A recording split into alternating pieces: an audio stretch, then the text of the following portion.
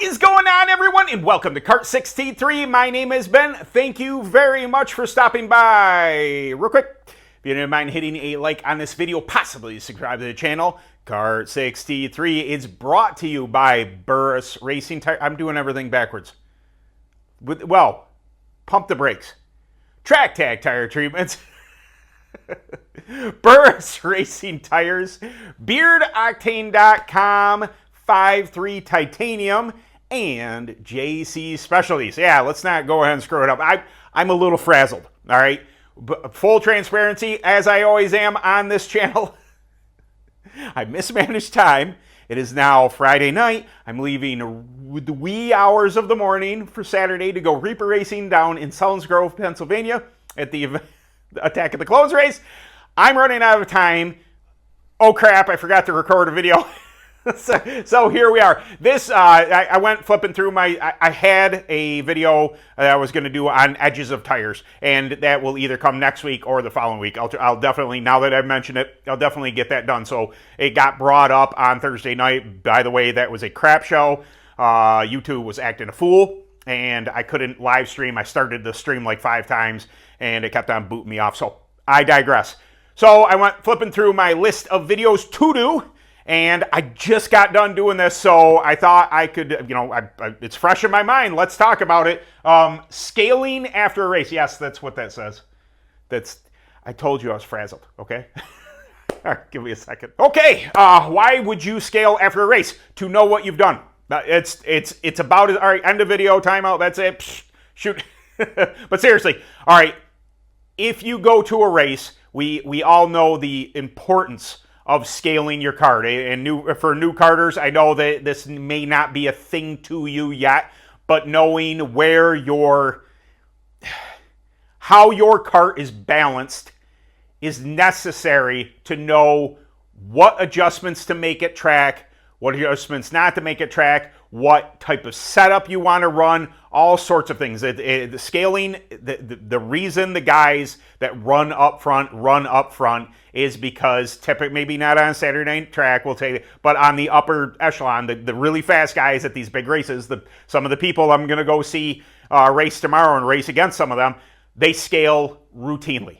They know what their setup is. They know what adjustments they did to do what to their setup. So, why am I bringing up scaling after the races? Well, I would argue that this is almost as important only if you made adjustments, though. If you just, all right, you're going racing, you set you set all your numbers where they're at. My cross is here, my left is here, my nose is here. This is my stagger, my cambers, my casters, all this, and you don't change a lick except for tires, then probably not a real big deal to scale after a race.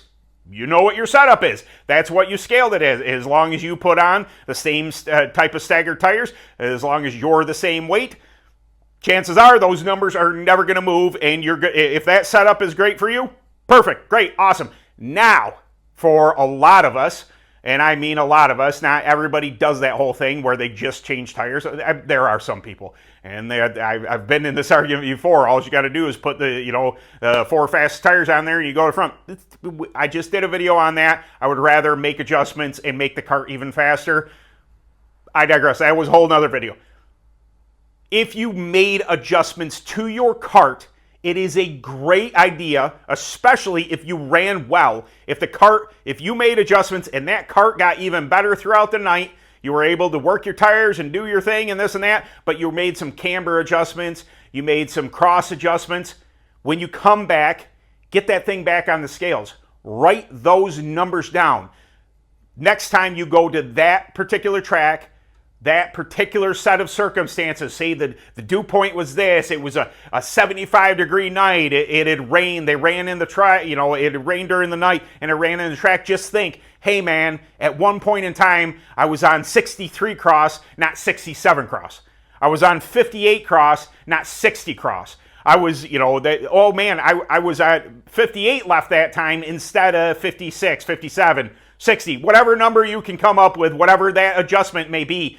It is a great idea to get back on the scales. Look, what I like to do is I sit in the seat, I roll forward, I look over, I take my my cell phone that I'm recording with, and I just tip it here, I zoom in, and I take a picture.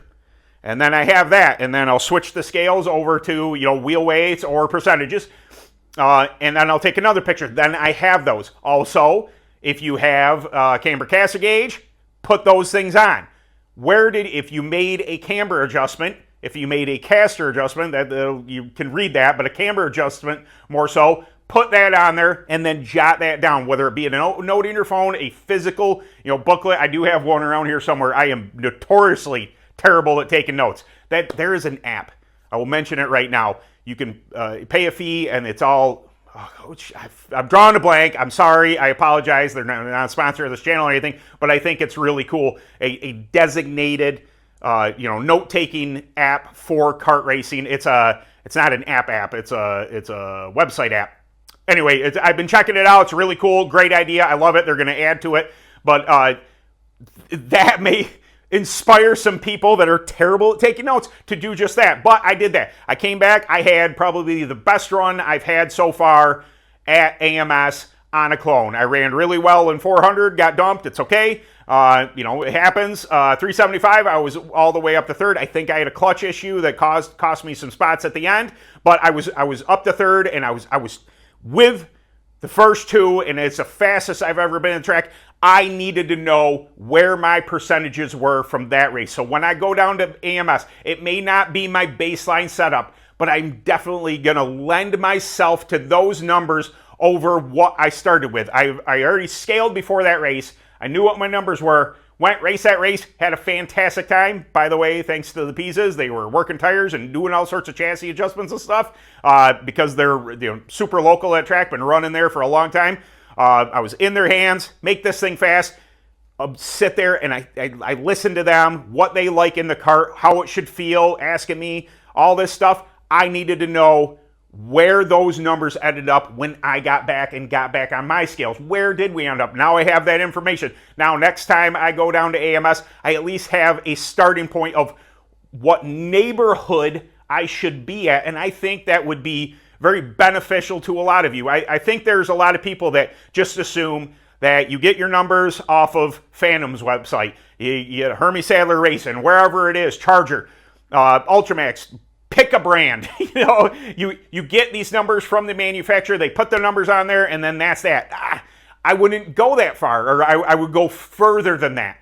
If you make adjustments at the track, if you're finding that a certain adjustment works better, get it back on the scales. If you have a buddy that's going to help you scale even better, go there, get your numbers, know where that kart ended up when you had, like myself, the best run so far to give you another baseline. Does that mean that you have to start from that point? No. Maybe there's even more speed. Maybe you just, maybe my cross shouldn't be that low. But we'll start lower than I did before to know what way I went to make it better last time, or, is there an adjustment to be had? Anyway, this was fresh in my mind, last minute Larry, because I literally just hooked up the trailer, and I got to get it ready. I got to get out, like I said, the butt crack it on. I thought, you know what? This has been in my list a long time. It is fresh in my mind. I have the experience. I'm passionate about it because I just got it done, and I had the experience of running 88 laps. It's more than that. I think it was 116 laps with cautions in the 400 class, Clone 400, and then I ran 375 and we did 86. But racing laps, I did 88. It was Herb Layfield's memorial, so we did 48 laps. It was Firecracker 40s, and I ran 40 laps, racing laps, in 400 class, and then 375, I ran 48 laps in that. So I had a lot of laps. I got a lot of experience at the track. It was great experience. I just had to know where it's at, and I thought, you know what a perfect opportunity to get this on film, to get this out to get you guys and kind of express it. Don't just go prior to a race. Get it in your mind, notes, things I don't do. See where you ended up, and scale on those same tires, those same staggers, those same air pressures, all that stuff. Make sure that it is, you're getting the, even where your fuel's at. Try and be as precise as possible. Write those numbers down and know, hey, this might be a great baseline for whatever track it was that I just came off of. All right, just, you know, it's not always going to work, but I think it's very helpful to new people to do that. If you're going to scale prior to, scale afterwards. It's a really, really good idea to know where you ended up. So there you go, guys. There is the video for this week. Hey, whew, I got it done. I was freaking out a little bit. I got to go to bed here. Technically, it's almost 10 o'clock. It's quarter to 10, and technically I was supposed to go to bed at 10. I don't think that's happening. I'm pretty wired. I got to edit this video, so that's not going to happen, but I'm going to do my best. Kart 63, let's do this correctly this time, is brought to you by Track Tack Tire Treatments, Burris Racing Tires, BeardOctane.com, 5.3 Titanium, and JC Specials. I'll see JC tomorrow. They're going to be at Selins Grove. I wonder if Cliff will be there. He's a buddy of mine. I like that guy. Anyway, I really appreciate you guys coming back. I hope you enjoyed the video, and we'll see you hopefully Thursday for another Dirt Kart Racer Live. Hopefully the YouTube gets this thing worked out, and we can do a full stream on Thursday, and then we'll be back here for a video next week. All right, later.